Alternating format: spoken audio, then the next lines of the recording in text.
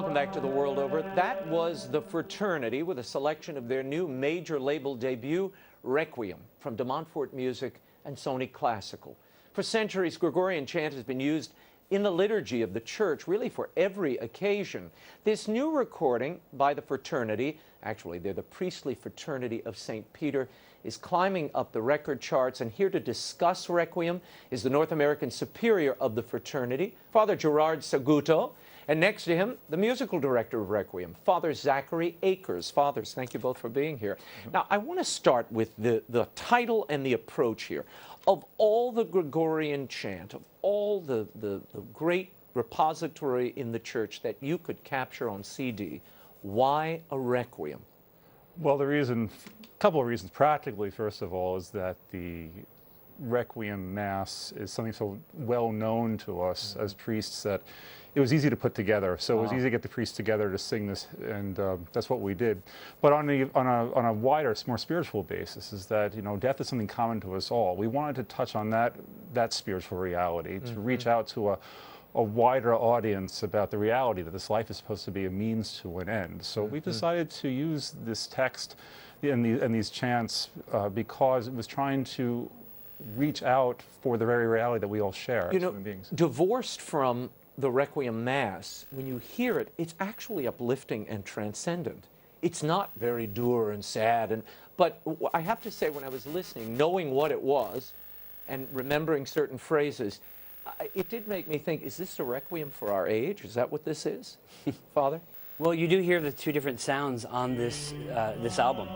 You have this sorrowful sound because we're mourning the loss of our loved one, but yet there's also this hope because God is merciful, and so it's a prayer. And I think it comes across in the CD. Father Akers, I was interested to learn, your mother played chant for you when you were a child. That's right. Were you trained in music? No, actually, I found out years later that when I was a child misbehaving, my brother and I shared the room and we were always fighting. And so she would play at night to calm us down as we were going to bed, would play a Gregorian chant outside the door. Wow. So then when I went to college and I started to become more interested in sacred music, and I visited monasteries and I really started to listen to the Gregorian chant. So much so that when I came to the seminary, it came very easy to me to pick up this style of singing. Wow, thank goodness she wasn't playing Charo for you. That's good. I'm glad it was chant. Father, I want to ask you, tell me the vintage of this music, the history, and the how far back does this go? When people hear Requiem, they usually think Mozart. Mm-hmm. Yeah, it's very common. Mozart, Duruflé, all those commonly known beautiful classical composers. But this music goes way back. It extends back to the early centuries of the church. It's one of these things that the chant itself is very ancient. And as it's been developed over the centuries, and the music was composed and put together, and the liturgy came together, we have chants that are centuries and centuries old, and even some of the music itself dates back even to pre-Christian times. You can hear the Hasidic strains in certain parts of the Gregorian chant. I always think, when you catch it at the right tone and angle. And I have to say, listening to this, and I listened very closely twice to the whole CD. One doesn't get the feeling that this is being sung. It feels as if these voices are welling up from the ground almost. They sort of well and hover and then float away. It's a quality that you all have that I have to say is not in many. I have a lot of Gregorian chant. I listen to it when I write. I listen to it when I'm working on things. What do you think distinguishes your approach and that sound? Well, that's really the goal of this style of singing in Gregorian chant. As you can see in the promotional video, we stand in a circle, and the goal is to have this unified sound. So we hear that even with the cameraman who was filming during the recording, and he was it was mysterious to him where the sound was coming from, because he heard this unified sound and he would zoom in on the particular mouths, but he couldn't figure out where it was coming from. But it was this unified sound, even though we come from so many different areas. Yeah, it has that ethereal quality to it that is really, it's spellbinding to listen to. This is Grammy-winning producer Christopher Alder, who produced this album. He had this to say about the Fraternity. Listen. This order obviously put a lot of emphasis on musical training. They're very concentrated. They know this stuff intimately. It seems to roll from them like poetry one has learnt many times. Christopher Alder talking about Requiem. Is there truth to that? Is it the working together in the seminary on a daily basis in community? Is that what promotes this kind of unified sound? Definitely it does. From the very first time you step into the seminary as a new seminarian, you're immersed in chant from day one, and for 7 years it's constant singing of chant. You learn it. We're immersed in it. It becomes not just ornamental, but it's as integral to our life. It's the way you pray. What's the big emphasis in your community on chant? How pervasive is it? I mean, I imagine a lot of your priests are not musicians when they come through the That's door. right. There are even some men who enter the seminary tone deaf, as it were, but then they leave having a great ability to sing these beautiful and ancient music. We sing every day at the seminary 4 different times at least, whenever we sing the Divine Office, the Liturgy of the Hours. Give me a sense of the men we're hearing and seeing here. Where did they come from? Is this one community? Is this your headquarters? Or are you bringing seminarians and priests from all over the world? Well, the ensemble was 12 priests from the North American district. Okay. So we selected men who we've sung with over the years, but it was men who were ordained less than a year to men who were ordained 13, 14 years. So it was a little bit of a reunion for us. We had a lot of fun doing it, and it was just trying to find a blend that we knew was going to work, and with little preparation. We recorded everything in a matter of 2 days with 1 day of rehearsal. Where did you record? At the seminary our seminary in Lincoln, Our Lady of Guadalupe Seminary. And give me a sense of how big the priestly fraternity of St. Peter is. I mean, people hear of the fraternity. I guess that's your new lingo, the fraternity. Yeah.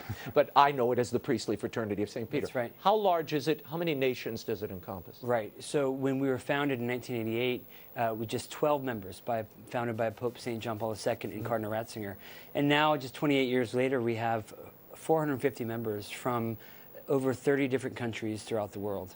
And we have 160 seminarians studying to be priests in our community. Wow, amazing. And what is the mission? What is the mission and the vocation of the group? It's charism. The charism is actually the sanctification of the priest. We're a congregation of priests that have a certain communal life, that we come together, that we live, we worship together. But then from there, we serve in various capacities. In this country, the United States, Canada, and Mexico, we serve generally as parish priests. Right. And so we have our own parish centers. But we try to have a community life within that parish, so that our priests are constantly trying to support each other in our mission for our own sanctification. But from that, we try to bring what we have to the faithful. Yeah, and I know the Tridentine is a big part of your life too, to the Tridentine Mass. Obviously, this music doesn't live in floating in the ether. It is part of the liturgy of the Church, and particularly the Tridentine, the Latin Mass, now called the extraordinary form of the Mass. Why is that form so attractive, do you think? And why do we see so many young people drawn to it? Well, as I travel around the country as the Director of Development, a lot of young men mention to me that their interest in joining our community, because they're drawn. We see throughout the world, people are drawn to beauty, to something that is ancient, and I think this experience of a Latin Mass, many people find is transcendent, and they want to be part of that. If they're giving their life to our Lord, this draws them. Father Gerard, give me a sense of why you believe people who are not Catholic are so drawn to this music. There is something here that pulls them in, it seems. I think because it is so otherworldly, that's really what the music is. It's everywhere we go, there's noise. Everywhere, from the airport to outside on the streets. There's something about this music that just simply is very, it pierces through our defenses. There's a very vertical quality to it, which it speaks to certain movements in our soul that seeks for something greater than this life can give. Yeah. And no matter who hears it, where you are, who you are, it automatically, even the most rabid unbeliever, they're going to listen to this, and it's going to make them pause for a moment to think there might be something greater out there, and obviously there is. Well, there's a reason that this is topping the music charts, and it hasn't even been released yet. Listen to this. Here's a little snippet of Requiem.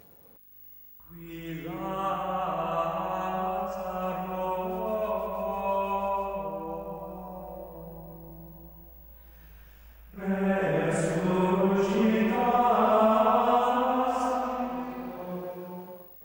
quality of sacrality, calm, I do think the whole world yearns for that, whether they know it or not. How do you maintain that in your daily life as a layperson? Your advice would be what?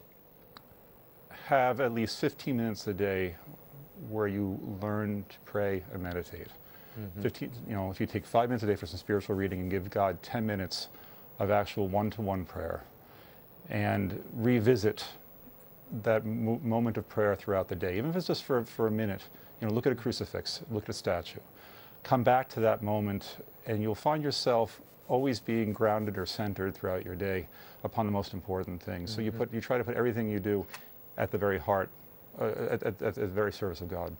One of the things I loved about this, Father Akers, it is a progression. These are stages of the Requiem. Walk us through a little of that. I mean, not bit by bit, but tell me what the musical experience is on the CD. It's not just random selections and tracks. Right. So from track 1 all the way to the end of the CD, we begin where someone has died. And so it begins at the home of the deceased. We're with the family. And we process with the body to the church, and you'll hear the tolling of the bells. Right. And we process in for the special antiphon welcoming this body, and then we begin with the Mass. And so from track 4 on, we have the prayers of the Mass, these beautiful ancient prayers that are sung the same way that they've been sung for the last several centuries.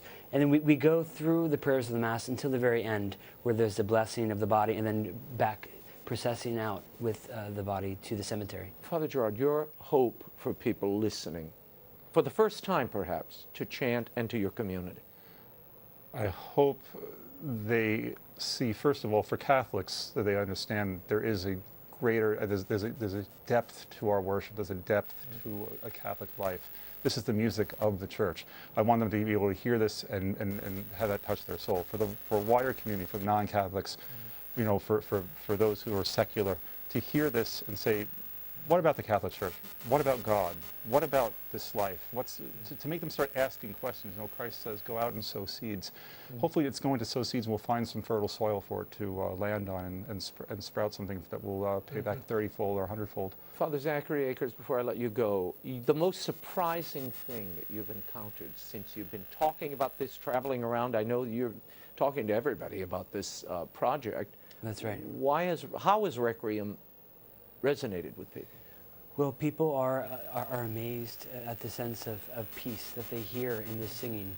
And already, even though it hasn't been released, I've already encountered a lot of people who have seen the video and are amazed that this kind of music and this way of life, this Catholic way of life, is still being lived today.